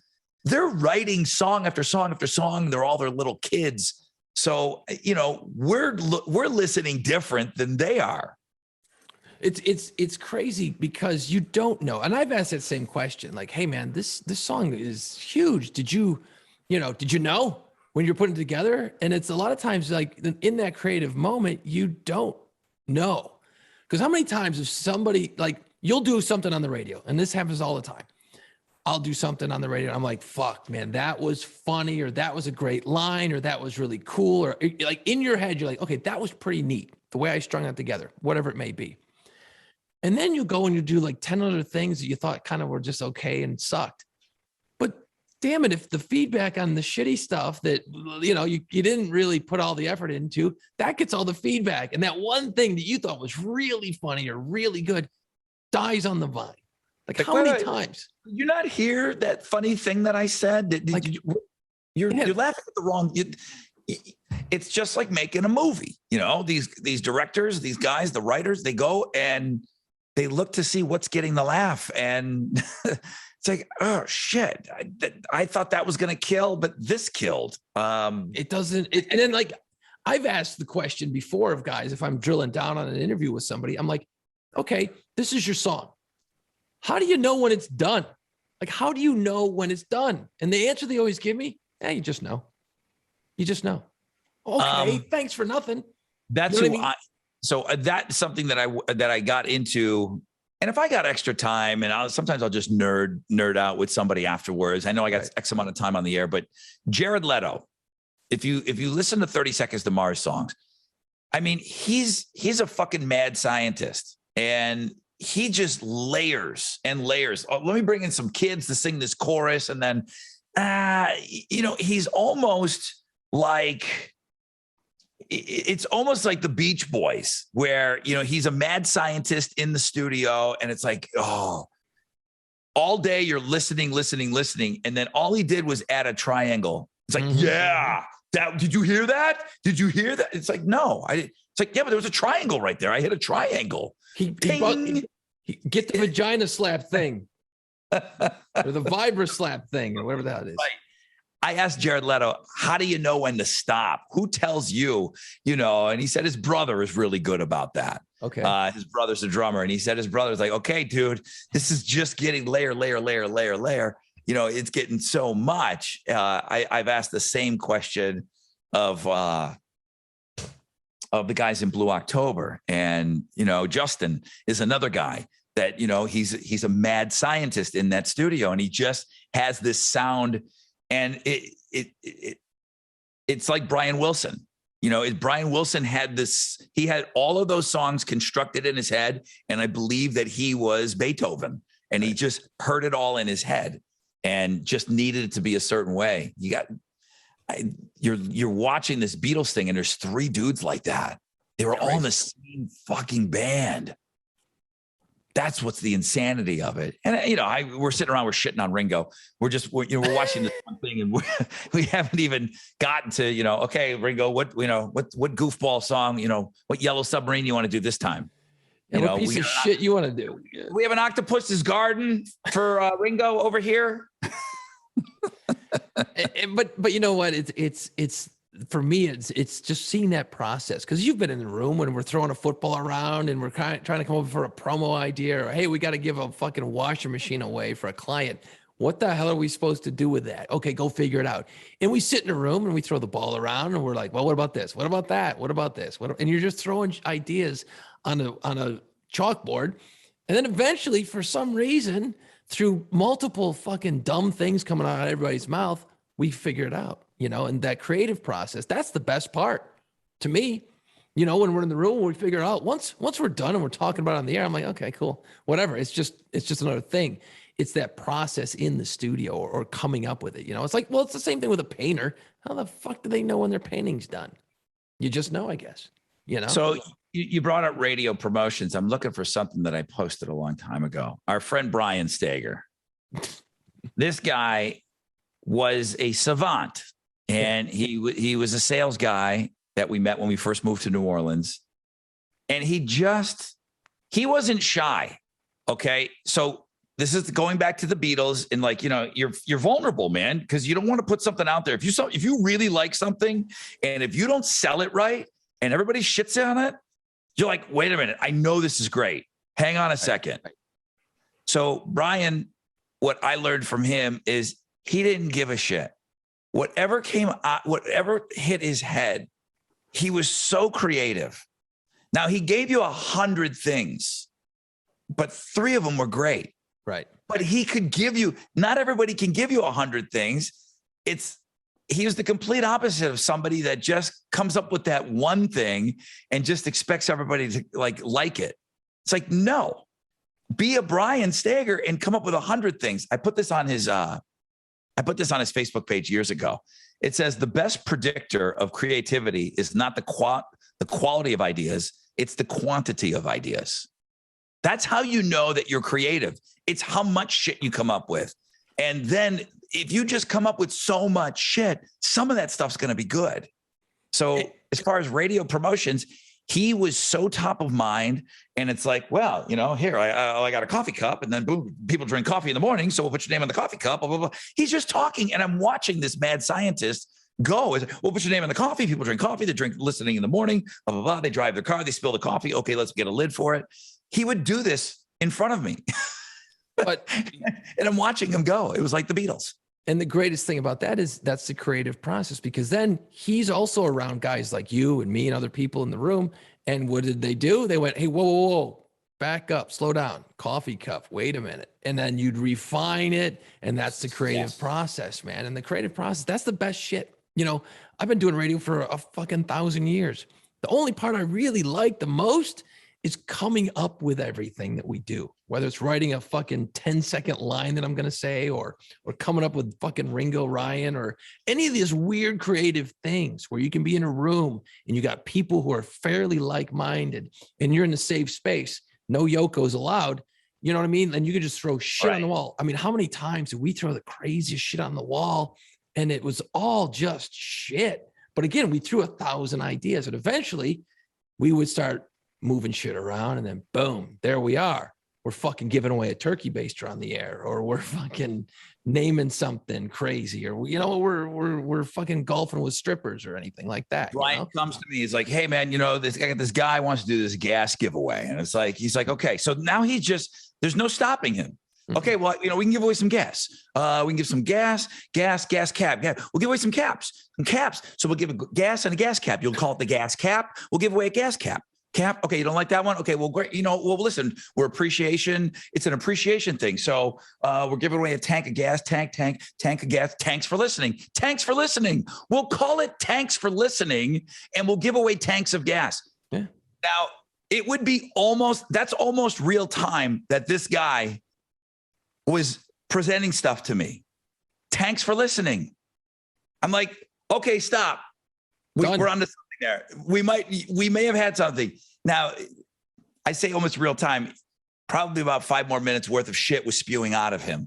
Sure. And then boom, but somewhere in there was tanks for listening, and we're giving away tanks of gas. And I said, okay, I think we're on to something here. I brought up the question before we started really getting into the Beatles thing. How the fuck does everyone work that fast in the studio? Paul was going so fast, changing songs, going this, telling orders, play this, do that so fast. It literally comes back to the exact same thing you just talked about with Brian Steger. So fast, throwing ideas, changing things, going. But John's sitting there going, wait a minute, what about this? Oh, boom. And then they work on it. You know what I mean? Like, you got to have the idea factory in the room. Then you got to have someone who's like, wait a minute, can recognize a good idea. And then they all work together to finish that idea. Don't let me down. Just put that over there for a couple of years. We don't need that shit. That's crap. Jesus, that's insane to me. It was different back then. I mean, you didn't have 90 guys in the room telling you to fucking do this, do that. Okay. Van Halen, debut CD, 1978. Van Halen 2. I'm sorry. Van Halen, debut album, 1978, Go Out and Tour. Go out and tour and play your balls off every day. I need another album. Okay, Van Halen 2, 1979. Go tour and play your balls off. Okay. I need another album. Women and Children First, 1980, Go Tour. 1981, I need a new album. It's a new year. Okay, here's Fair Warning. Okay, now Go Out and Tour. 1982, Diver Down, Go Tour. And then they took a year off and then came back in 1984. It started with Matchbox 20. No, it didn't start with Matchbox 20. It started probably with Michael Jackson and them releasing 5 and 6 singles off of an album. And they said, well, we could milk this for a couple of years. Mm-hmm. And then it became Matchbox 20. And then it became Third Eye Blind. You didn't have to put out another album. Nobody was thinking you were going to have another album because radio is having such a great time with these singles and you're selling that same album still. It didn't work like that back in the day. 1978, 1, 2, 3, 4, 5, 6 years, 5 albums. Kiss, I'll blow your mind. They put out more than one album a year back in the day. Yeah. Come on. And toured. It's so insane. what you're seeing with the Beatles, people did it that way back then. Right. There was more of an immediacy. It's like, you got to do this. Even with one of your guys showing up, on heroin. Of course, the guy's have, John Lennon, You got to get this done. So, there's just not that. Back to this Beatles special, they sit down and they need an album in 14 days to play and record in front of a live studio audience, awesome. Which doesn't work out. Spoiler alert, but I can't wait to get to that part, because ultimately we know that their last show was done on the roof of Apple Records. But do you think, you see all these albums, like to use a terrible example, but Chinese Democracy from Guns N' Roses, the Axl Rose. 14 fucking years? How good is it going to be? Because you've built so much hype around it, took so long, and then it came out, it was okay. Is it almost better? And I know we want to have a certain sound, we don't have all that shit, but with technology, what it is today, if you had a band that was worth its salt, that was good, you had good players, could play the shit, could write some decent songs. What if you did this experiment? And it'd be interesting to see if anyone tries this now, because the Beatles documentary, hey, we're a kick-ass band. I got nothing. I got no songs in my head. I got nothing, basically. Let's go put the boys together, lock them in a room. You got 2 fucking weeks. You got to come out with 10 songs. You got to come out with 10 songs done. That sounds like a Foo Fighters project. When did it happen recently? Foo Fighters did that. He wrote a song in every city. Yeah. The Sonic Highways. That's true. That's 1 week. Similar. Yeah. Gave himself 1 week for each song. He spent a week in that city, wrote a song about that city or about his experience and the people that he met. And he wrote an unbelievable album. It's a great He wrote a great album. And he churned out a song a week. I do think that the added pressure, if you've got that whole time crunch, I'm telling you, if you're forced to really, really concentrate harder and get rid of a lot of distractions, even Yoko, you're forced to really sharpen your brain. And not everybody works great under that kind of pressure, but I think that would be a neat experiment for other artists to try. Hey, you got 14 days, Adele. Go fucking do it. Okay, but hang on. You had 14 days to do your paper in college. When did you do it? Night before. The night before. You and I did a paper the night before. I'm sure we did. Many times. At some point. But yeah, you had the whole semester in some cases to do something, and you did it the night before. That's when I got good grades. I got good grades in college. Every paper that I turned in, I was up all night. Mm-hmm. I was up all night. I procrastinated. I waited till the end, and somehow I got it done. So that's why deadlines are great. I love deadlines. I hate people that don't have deadlines. I hate people that don't have the structure of a deadline, because then nothing gets done. And I get it. Artists work on different things. Artists, you can't tell a guy, okay, listen, I'll be here at 5:00 to pick up my painting. How great is that painting going to be? So there's got to be the right amount of push too. Right. Otherwise you're going to, have crap. I don't think everybody works as well as I know nobody worked as well as the Beatles with coming up with stuff like that. But the pressure that they put on themselves, they were geniuses though. Right. They were geniuses. They were just next level. What Van Halen did, to put out those albums. And those are all great albums. Sure, there's some better than others. Yeah, there was some cover songs in there, but they had to tour. Yeah. They had to tour and put out albums and then write another album. Some bands write on the road. Some bands only write in the studio. Everybody does it differently. What you're seeing with the Beatles is they're writing kind of in the studio. They're writing together. They're writing an album. A lot of times, guys will come in with ideas, and that first album is always unique because you're coming together. You don't have studio time yet. Right. So, famously,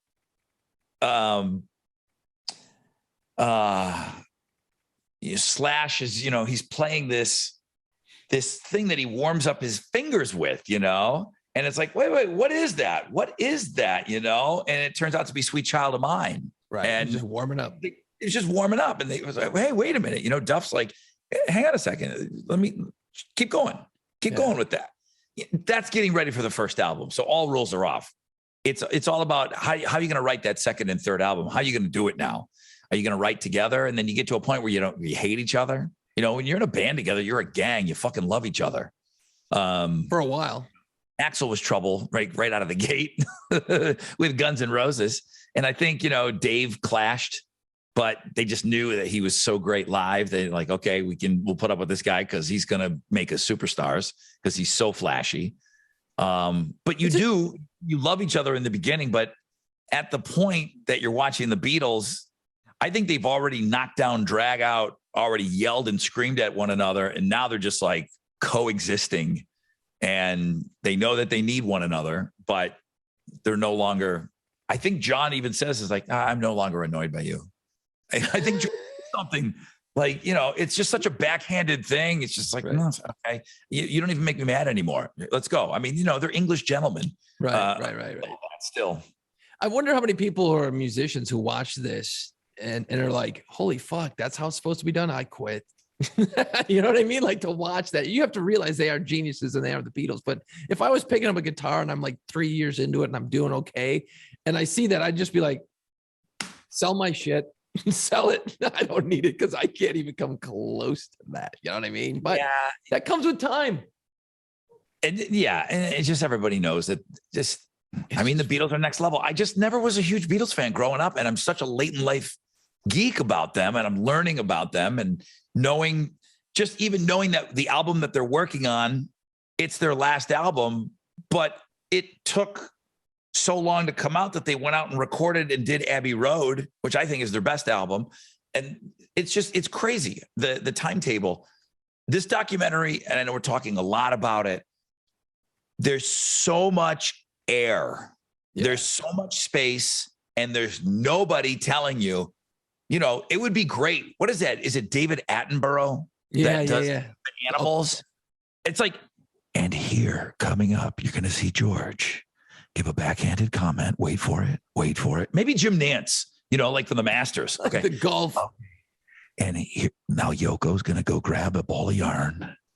Yes. Now the symbolism here of her sewing, she's showing that she's not paying attention to what Paul's saying. You get no inside information. There's no heads up on anything. Subtitles when they're kind of all talking on top of one another. And Peter Jackson, I didn't watch Lord of the Rings. I never saw it. No, I don't. This stuff was a little boring to me, which he seemed like, okay.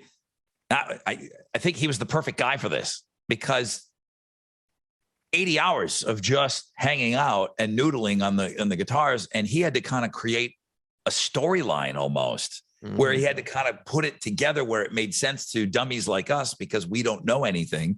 We weren't in the room, but you're feeling like you're watching things happening. And I'm excited to watch the next couple of hours of it. And I think the footage itself, just from a look, it looks amazing. I mean, it's what, 68, 69, something like that. And it looks amazing. Because it's film. Yeah, it just looks so great. And it's like, they didn't have like porno VHS tapes yet. It was film. Right. It's good. Like it's good quality. It's but it's just the Beatles. They agreed to this. They're like, wow, you're shooting everything. Yeah, we're shooting everything. So George gets up and quits the band. Yep. Coming up. Spoiler alert. George quits the band. He leaves. He's like, okay, you don't want to fucking play my shit? I'm out of here. There is a small little army of people bringing them drinks and sandwiches and stuff. That's kind of interesting. But this is like reality TV. This is really reality TV. It's not the shit we've been spoon fed for years. This is reality TV for the Beatles. This is cool. You're a fly on the wall in the room. That's it.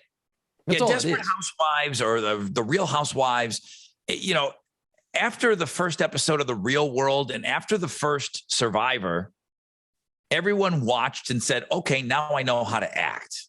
Right. Now I know how I want to be portrayed. I want to know what my character is going to be. I want to go this path. They weren't acting at all. They were just, that's how they acted with one another. Now, they did say that's why they brought in, was it Billy Preston? See the keyboard guy? Yeah, the keyboard player. Yeah. And, George said later on in interviews, he said, when somebody he liked having people in the studio because everybody behaved a little better. Right. Well, yeah, I guess. It's just like when you have company over, like your wife, you're yelling at each other and your neighbor pops over. It's like, okay, I guess that fight's over. We're just going to hang out now and pretend like it wasn't happening. They loved having Billy Preston there. They loved having people in the studio because everyone was on a little bit better behavior. And I think that's coming up later on too. Right. Yeah, no, I can't wait to watch the rest of it, but it is an interesting look into the process amongst geniuses, of course, but the creative process, that's such a cool thing to like, where's everything come from? Where do these ideas come from? And just to get that back, like my mom was here and she was watching the first episode with me, and like, she was a huge Beatles fan growing up. She loved the Beatles. Everyone did, from the boomers, all the boomer generation loved the Beatles. Didn't it though? Like, did she, because it's not just a documentary where it's clip after clip and a bunch of statistics and a bunch of cool, fun facts to read. You just have to pay attention. She was into it to a point, and then she's like, God, this is kind of boring. But then I kind of stopped it and I said, hey, look, you're really kind of seeing how this, when you bought the White Album, you bought all these albums, that's how it came about. I kind of explained the whole, like, look, you're getting an inside look at how the sausage is made here. And this is fascinating. You got to take yourself back to that level. You can't be waiting for them to fucking bust into a song and be like, yeah, I'm going to sing along. This ain't Mamma Mia.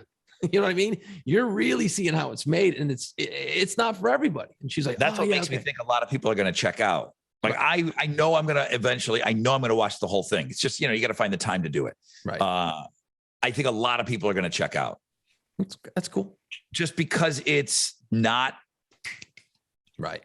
Fucking Thor's not in it. There's no explosions, and Ringo doesn't jump off of the fucking drum riser and land like Iron Man at all. Doesn't happen even once. It's because he's yawning.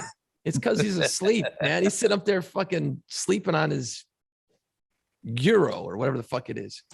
His fish that makes noises. Well, let's wrap this mess up. My final thought. I watched another documentary, and this was a true documentary.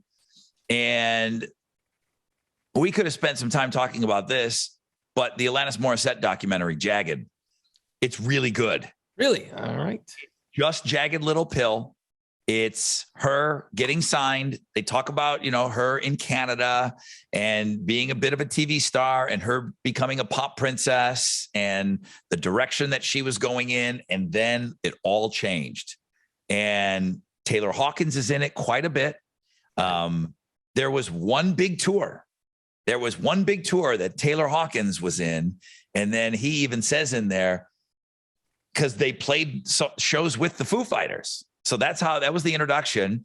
And then he heard they were looking for a drummer, and he called up Alanis Morissette. He goes, that's my favorite band. Like, that's my favorite band. I want to go play drums for them. And he told Alanis Morissette that he quit, after this massive tour. But Jagged Little Pill, it talks about the phenomenon of that album and how huge it was.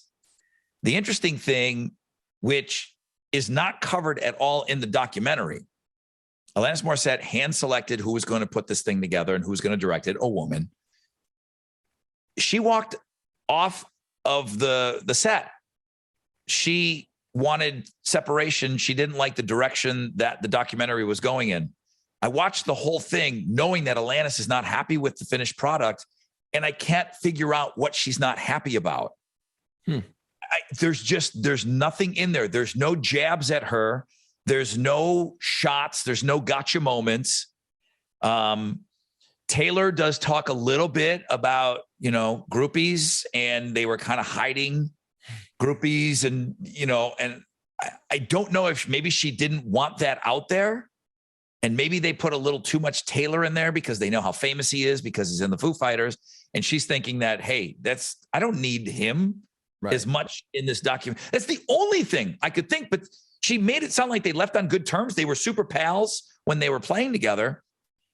I want you to my assignment to you on top of all this Beatles shit is to watch this Alanis Morissette documentary. And I want you to tell me, what didn't she like? Yeah.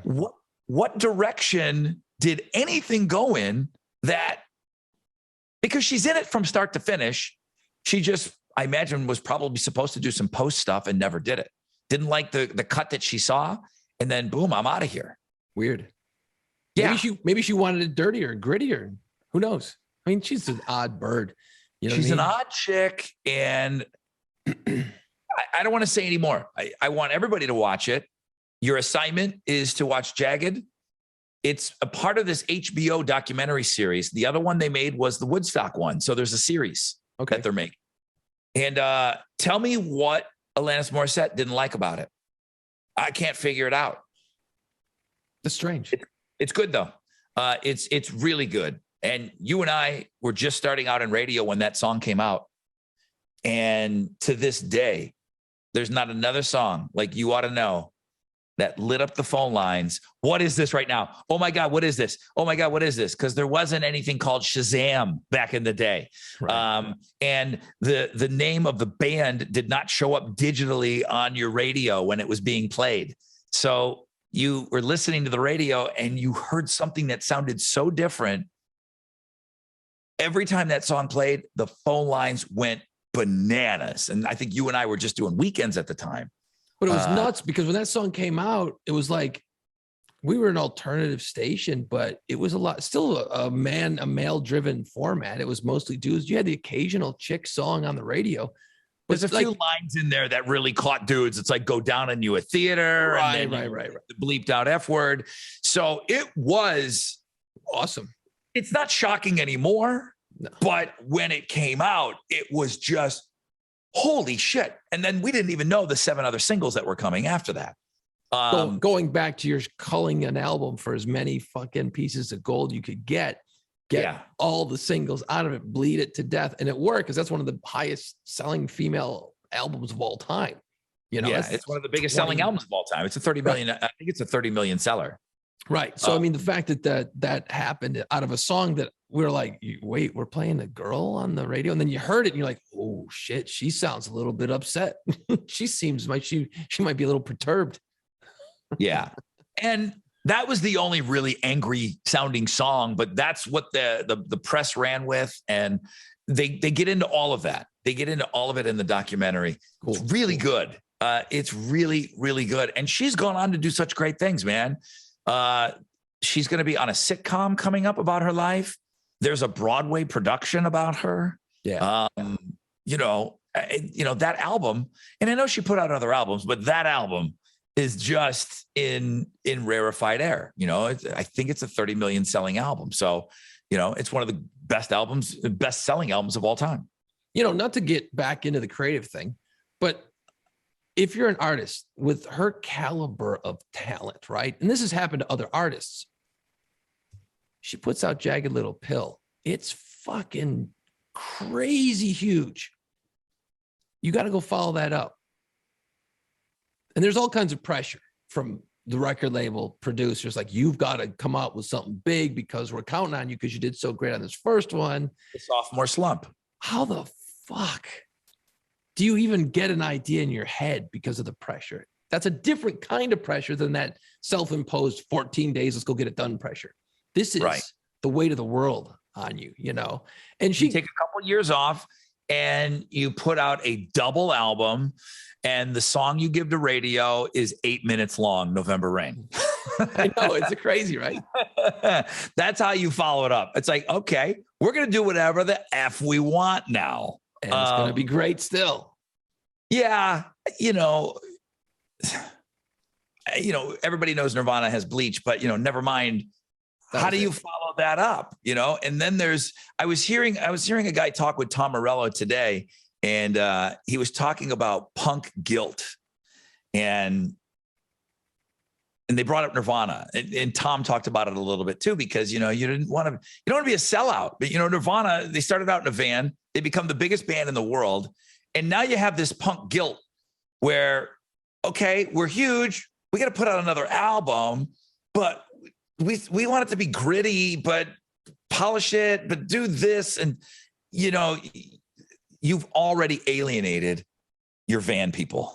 Sure. They don't give a fuck anymore. The guys that saw you in the club, they're already done, So, yeah, I don't know. I mean, Alanis Morissette, how do you follow that up? How, cracked rear view mirror, right? Is that Hootie and the Blowfish? Yeah. How do you follow that up? You don't. you just don't. You go make your music and you don't give a shit. You almost have to put it behind you, pretend it didn't happen because you're an artist. You want to continually make music. So at the end of the day, great. If I can buy 10 more houses off this album, great. I don't need to. I can go do whatever the fuck I want. And I think that's Hootie's story. I don't know if it's somebody in the band was very smart and those dudes immediately, talk about the complete opposite of like having punk guilt. These guys, they had like some financial guru, somebody's financial guy in that band. And he's like, I'll take care of all of this, guys, and boom, and set them up. Yeah, they're done. They're good. They didn't need another album, or like you said, you can put out whatever the F you want, because guess what? Hold My Hand and, all this, that stuff's never going away. Yeah, my yacht's going to be fine. Our lives. Correct. Correct. The creative process, Rod, that's a great conversation. I can't believe we dove down this rabbit hole, man. My final thoughts was the Jagged Little Pill, and I gave you a little homework to do. Yeah, I got to go watch more TV. Great. What a fucking plan. I love it. Final thought from me. I really don't have one. I got to be honest. 50-year-old final thoughts. I mean, I know it's probably cloudy in there. I should have got you a bottle of Prevagen or one of those jellyfish pills. You can, keep going a little. That's kind of my final thought, actually. I've been thinking about this the last couple of weeks because everyone's been giving me, oh, you're going to be 50 now. Oh, you're an old man. Who said that? Who decided that 50 was it? Who decided that 50, you take off anything that was cool and you throw it in the garbage? You're useless. 50 anything is a milestone. So, but you're right. It carries a connotation that it's, like the shirts I bought you, all the old ball stuff. That comes with 50 for sure. But it's like, I'm nowhere near done. Like everyone's like, oh man, you're going to retire soon. You got 10 more years. You're going to retire. Fuck no, dude. I ain't retired until they plant me. And even then I'll probably still be doing shit because I'm not that kind of guy. I want to keep doing shit, man. That whole, oh, you're 50. Oh, how you feeling? Guess what? I just ran a marathon, motherfucker. I feel great. That's the way I'm attacking 50. For fun. For something to do. No one told me I had to do it. That's the way I'm attacking 50. So yeah, you want to go sit in your rocking chair with your dog? Cool. I'll be the guy running by your house laughing. That's my final thought. Don't give up just because you're an age. You didn't get a t-shirt, nothing. Yeah, it's weird. I didn't get a fucking nothing. I got nothing out of the deal, but I got healthier and I can run like the wind. Next week, next podcast, the world's greatest t-shirt ever. Oh, my gift to you. I'll be wearing it. Okay. Next week, we will unveil the world's greatest t-shirt. And I'm telling you, you are going to want to definitely punch that subscribe button for next week on our YouTube channel. Yeah. And updates. You want updates like as soon as we upload all this shit, it's like, boom, you wanted a notification. Oh, damn it. It's up. Great. Sure. You want to listen to it, but boy, you're going to want to watch on our YouTube channel. And really, at the end of the day, who doesn't want to see the world's greatest t-shirt? I would sign up. I'd pay money for that, actually. Luckily, the podcast is free and apparently going to be free for a long time.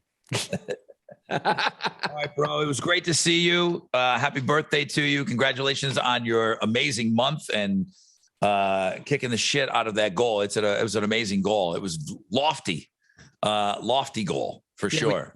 And to end it the way that you did is kind of crazy, but I understand it. I do. I mean, I get all of it. It's amazing. Set the goal, do your research, plan it out, and then blow right on past your goal. It totally can be done in anything you set your mind to, but you gotta fucking commit to it and you gotta keep at it. That's it. I'm not gonna sit in. That's it. I'm done. Let's go. It's time. Put on pants. Find us wherever you listen to podcasts. See us on our YouTube channel and follow our social media pages at PlayPantsPod.